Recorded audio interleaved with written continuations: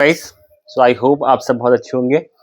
आज से हम स्टार्ट करने जा रहे हैं केमिस्ट्री की जो प्रीवियस ईयर क्वेश्चंस है उत्तराखंड बोर्ड के। ठीक है, तो अभी मैं उत्तराखंड बोर्ड के बता रहा हूँ, उसके बाद हम सीबीएसई की भी डिस्कस करेंगे। तो उत्तराखंड बोर्ड के जो आज का हमारा टॉपिक है वो इलेक्ट्रोकेमिस्ट्री। ठीक है, आपकी स्क्रीन पर आ रहा है कि एक 96,500 ग्राम ऑफ इलेक्ट्रिसिटी है, पास होता है कॉपर सल्फेट सॉल्यूशन से। तो ये कितना कॉपर को लिबरेट करेगा? ठीक हो गया। तो if 96,500 coulomb of electricity is pass through copper sulphate solution, it will liberate. ठीक है, तो हम रिएक्शन देखते हैं। रिएक्शन देखिए क्या होता है। इससे कॉपर सल्फेट है तो इसको हम क्या लिखते हैं? CaSO4। कॉपर सल्फेट मतलब CaSO4 हुआ। तो अगर इस रिएक्शन को आप लिखोगे तो ये क्या बनेगा? कॉपर सल्फेट अगर ब्रेक डाउन होगा तो कॉपर सल्फेट ब्रेक डाउन होने के बाद बनाता है Cu2 positive plus SO4 2 negative. ये रिएक्शन होती है। अब हमसे ये पूछा जा रहा है कि जब 96,500 कूलम जो बेसिकली 1 फैरेड होता है तो कितना कॉपर डिपॉजिट होगा? तो अगर हम कॉपर का रिएक्शन देखें, कॉपर 2 पॉजिटिव 2 इलेक्ट्रॉन को एक्सेप्ट करके क्या बनाएगा? कॉपर बनाएगा। तो यहाँ पर 2 इलेक्ट्रॉन है, 1 इलेक्ट्रॉन के लिए 1 फैरेड होता है, तो हमारा ये 2 फैरेड हो गया ना। 2 फैरेड इज इक्वल टू क्या है? 1 मोल ऑफ कॉपर है, 1 मोल ऑफ कॉपर। लेकिन क्वेश्चन में तो ओनली 96,500 दिए गए। आप देख सकते हैं क्वेश्चन जो चल रहे हैं यहाँ पर। So that 1 farad is equal to कितना हो जाएगा? अगर मुझे 1 फैरेड निकालना है तो it becomes 1/2 mole of copper हो जाएगा। 1/2 मोल ऑफ कॉपर मतलब 0.5 मोल हो गया। 2 इलेक्ट्रॉन के लिए 1 कॉपर डिपॉजिट होता है। तो हमसे जो क्वेश्चन पूछा गया वो 96,500 कूलम के लिए पूछा गया, तो इट विल बी 0.5 मोल। तो अब हमें बताना है कॉपर डिपॉजिटेड, कितना कॉपर डिपॉजिटेड होगा? तो इट विल बी 0.5 मोल, और एक कॉपर का जो मास होता है वो 63.5। तो ये आप कितना आ जाएगा? आपका 31.25। ठीक हो गया। तो इसका हाफ कर लोगे आप, इतना कॉपर डिपॉजिट होगा, इतना ग्राम कॉपर डिपॉजिट होना चाहिए, जो कि हमारे आंसर में नहीं है। तो इसका ऑप्शन क्या हो जाएगा? डी करेक्ट हो जाएगा। That was none of these. कोई भी ऑप्शन इनमें से करेक्ट नहीं है। क्वेश्चन देख सकते हैं। नेक्स्ट क्वेश्चन आपकी स्क्रीन पर चल रहा होगा। क्या बताना है हमें? मोलर कंडक्टिविटी का एसआई यूनिट बताना है। ठीक है, मोलर कंडक्टिविटी का एसआई यूनिट। तो अब मोलर कंडक्टिविटी का एसआई यूनिट बताने होने के लिए आपको पता होना चाहिए कि जो मोलर कंडक्टिविटी होता है, मोलर कंडक्टिविटी को हम किस सिंबल से रिप्रेजेंट करते हैं? सो मोलर कंडक्टिविटी को रिप्रेजेंट किया जाता है लैम्डा से, और इसके बेस पे हम एम लिख देते हैं। ये एम रिप्रेजेंट करता है कि ये मोलर कंडक्टिविटी है। मोलर कंडक्टिविटी का फॉर्मूला होता है lambda M is equal to kappa upon M. M यहाँ पे बेसिकली स्मॉल एम होता है, मोलैरिटी को कैपिटल एम मोलैरिटी को रिप्रेजेंट करता है, मींस नंबर ऑफ मोल्स। तो अब हमें कप्पा का यूनिट पता होना चाहिए। कप्पा क्या होता है? बेसिकली कप्पा जो होता है ये हमारा कंडक्टिविटी। ठीक है, कप्पा को हम क्या बोलते हैं? कप्पा जो होता है ये कंडक्टिविटी होता है।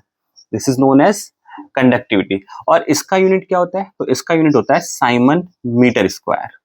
साइमन को हम महो भी लिखते हैं, पर महो, और इसको ओम में भी लिखा जाता है।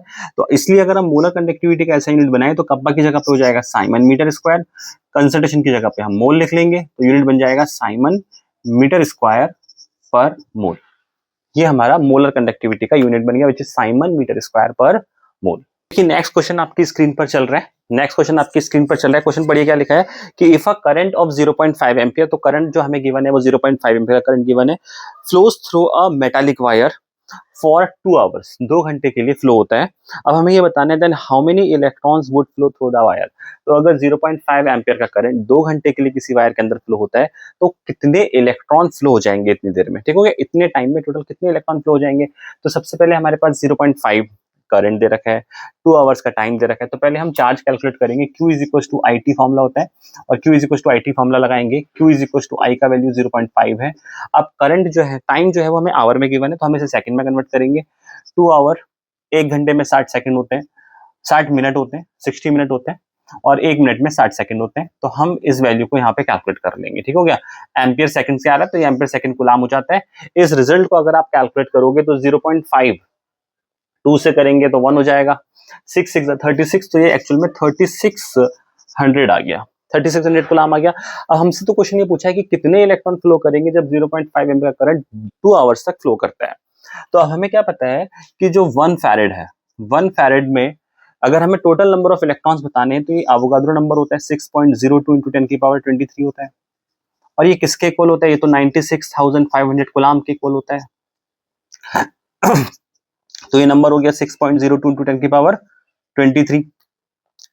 अब हमें अगर 1 कूलम के लिए बताना है तो 1 कूलम इज इक्वल टू 6.02 × 10⁻23 हो जाएगा, और अपॉन में क्या आएगा? 96,500 कूलम।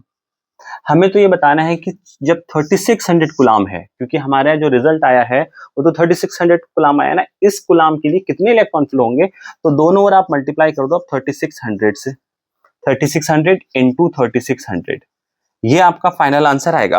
और जब आप इसको कैलकुलेट करोगे तो इट बिकम्स 2.246 इंटू 10 की पावर 22 इलेक्ट्रॉन्स, इंटू 10 की पावर 22 इलेक्ट्रॉन्स।